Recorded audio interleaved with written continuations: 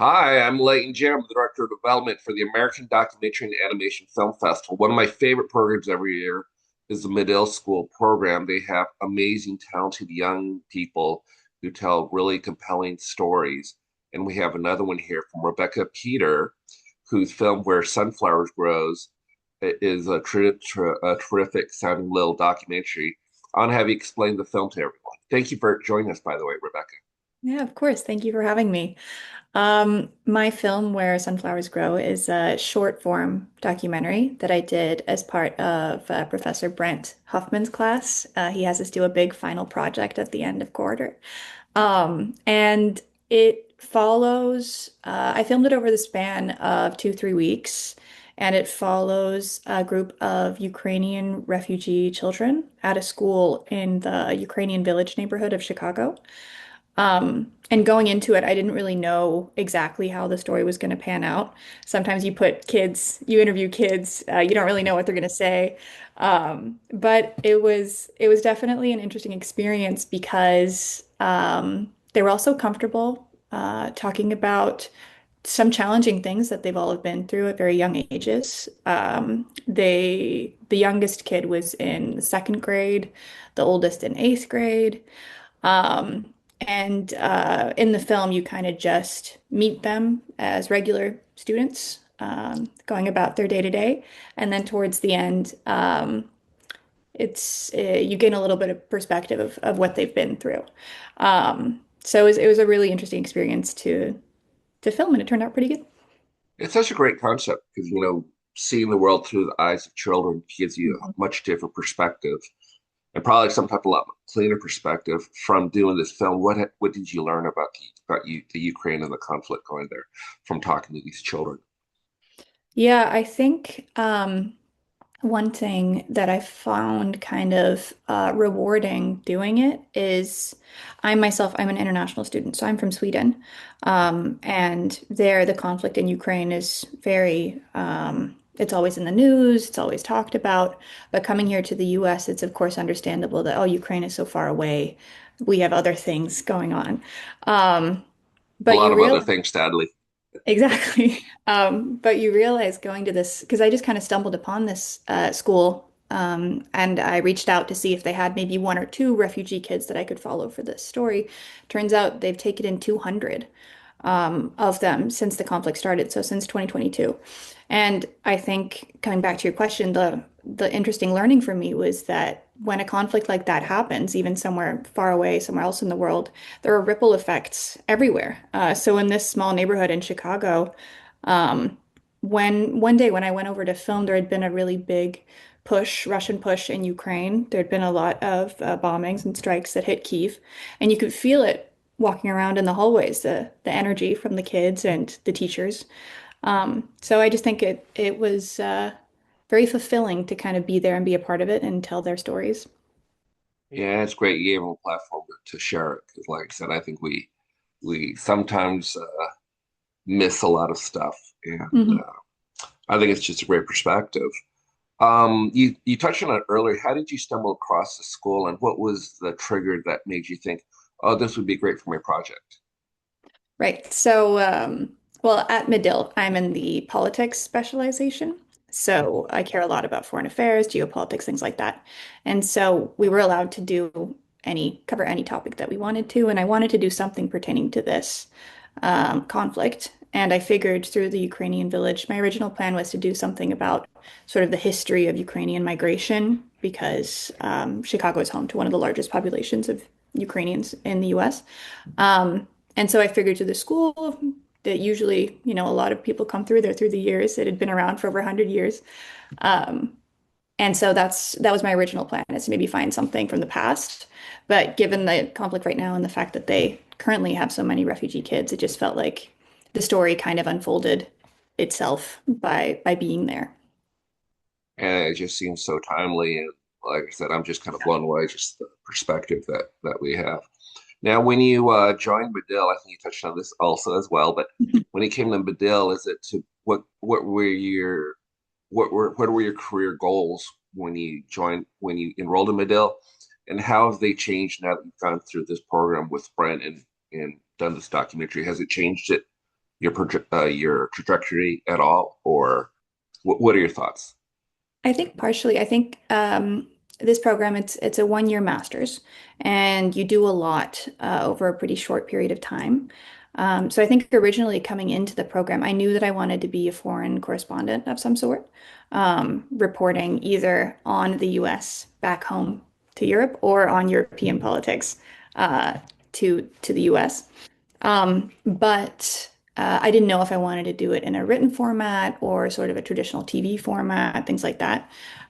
But through Professor Huffman's class and by working on this project, I think I realized that there's something really rewarding about being behind the camera, doing the interviewing, letting the subjects speak for themselves. Um, and I always thought that sort of the editing process was a big, scary thing that I didn't know much about. So I was very thankful for his support with that. Um, but through this class, I think I am now more interested in telling stories that way rather than maybe sort of a stand-up where you talk about the news, look at what's happening behind me. Now it's more kind of you can touch on the emotional parts of a story through documentary filmmaking more. So I think even though I'm still going into the foreign correspondency route, these skills are definitely going to be valuable to have developed. Yeah, I was a sports journalist for several years, and I always liked the idea of doing documentaries because, you're not limited if you're on TV by time or if you're in print by space. And I Hmm. always liked the idea of documentaries where, I mean, not that you don't have limits, but it's a lot wider and you can tell a story more fully and completely and capture the emotions and stuff like that. What did you learn about yourself in doing this in terms of your journalism skills? How do they evolve? And was there something about yourself that you learned for going through this process? Um, I think, I mean, there's a part in there's a part in the film where I speak to a mother of one of the students. She's a Ukrainian refugee herself. And this was the first time when I'd conducted an interview and she got pretty emotional when we were speaking, understandably so, of course, with the conflict. And at that time, things were pretty bad in Ukraine. This was filmed in the fall.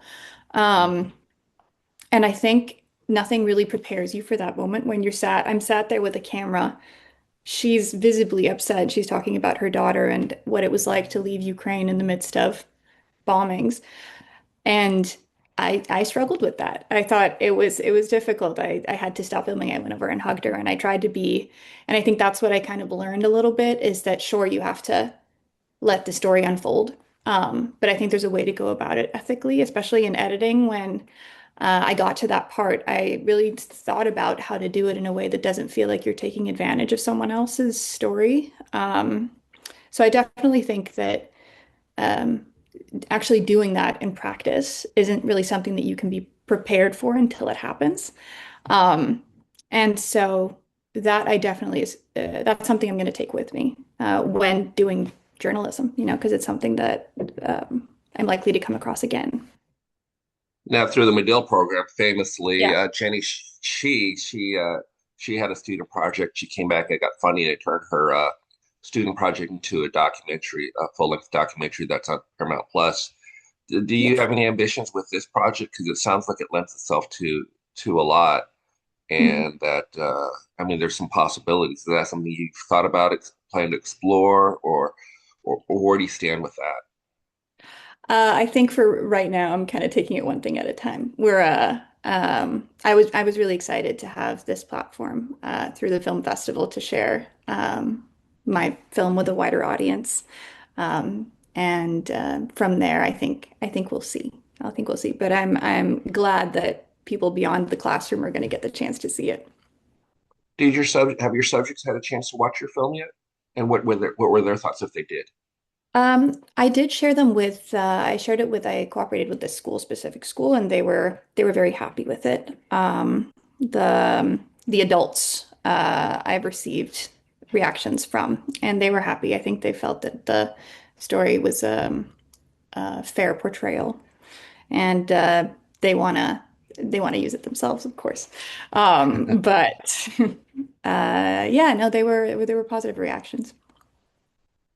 And you say you're an international student. What made you decide in coming out to Chicago and Medill? And what other schools were you considering? Right. I did my undergrad in political science a few years ago, and I worked in PR, corporate communications, company communications, which included some video work as well, but from in a very different way. Um, and so, because I graduated during the pandemic, journalism wasn't a particularly easy field to get into, and so I figured I'd give it a go again. And then, I mean, Medill is a top tier program, so I was very happy to get in. I was also considering University of Southern California as well, but well, California is very far away. Chicago is at least a little bit closer to Sweden, where I'm from. So, um, and they also have so right now I'm in DC. So the politics specialization at Medill has this opportunity to spend half of your time in Chicago and half of your time here covering the Capitol. So that's an incredible chance as well. It's just a great opportunity. But I want to touch on this too. Getting back into journalism, obviously, it's a tough racket out there. I don't know if I would have gotten into journalism now, considering Mhm. all the headwinds that you have. But that's not to say I didn't have headwinds when I started doing it. It's just Yeah. different. What what made you just what was the trigger to make you go back into it? Because I assume you're going to make more money doing the corporate stuff Yes. than, unfortunately. And but why did you decide to kind of to go back and pursue it again when there was maybe more uncertainty Mhm. after you pivoted? Yeah. No, that it's actually interesting. Ever since I decided to start this program and kind of pursue journalism in a more serious sense, the first thing I hear is always, "Oh wow, it's so difficult now, and you're not going to make that much money, etc." Which I'm sure is true. But I think that there's always going to be a need for reporting. Like there's always going to be a need for journalism, and I think that maybe right now as someone sort of outside of it, I'm still a student. Maybe right now it's just kind of going through a time of change. Like it's going to look different in a few years. But I think the need to report on what's going on and tell the truth and tell people's stories is something that's always going to have value. Um, and so, although of course it's a little bit worrying in general what's going on and what that might look like in the future.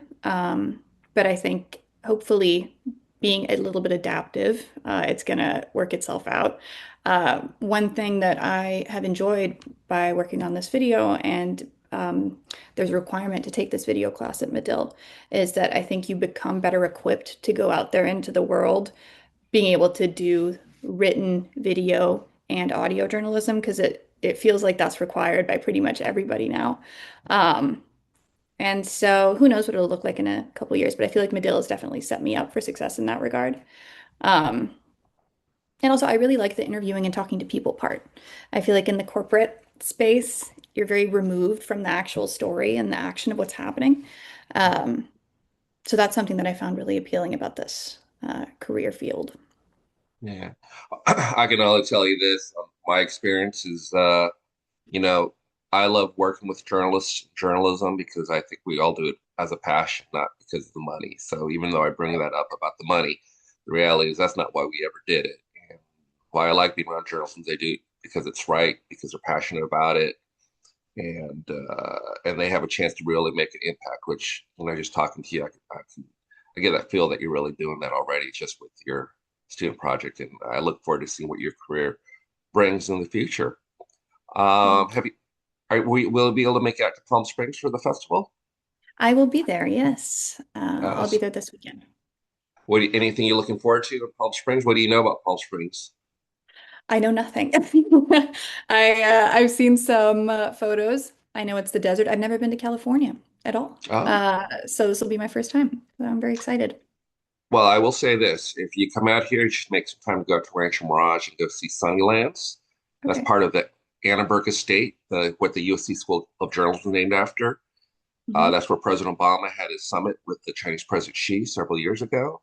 Oh. And Walter Annenberg was also the ambassador to England. So I think there's a lot of great history and a lot of cool stuff to kind of explore while you're there, as well as all the other stuff. We have Coachella and all the fun stuff Right. out here as Yes. well.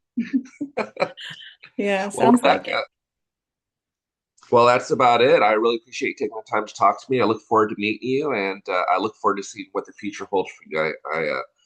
Just like all the Medill schools, I'm always very impressed by the students Brent has and their storytelling abilities, and you fall in line with all of them. So thank you very much for taking the time to speak with me today. Thank you so much. I appreciate it. All right. And as a reminder, the American Documentary and Animation Film Festival is March 25th to 29th. We're filming this the day before the festival starts. I'm still in basketball mode. And so get tickets at www.amdocfilmfest.com. Come, be inspired, and meet some very interesting people like Rebecca here. Rebecca, again, thank you very much for taking the time to speak with me. Thank you.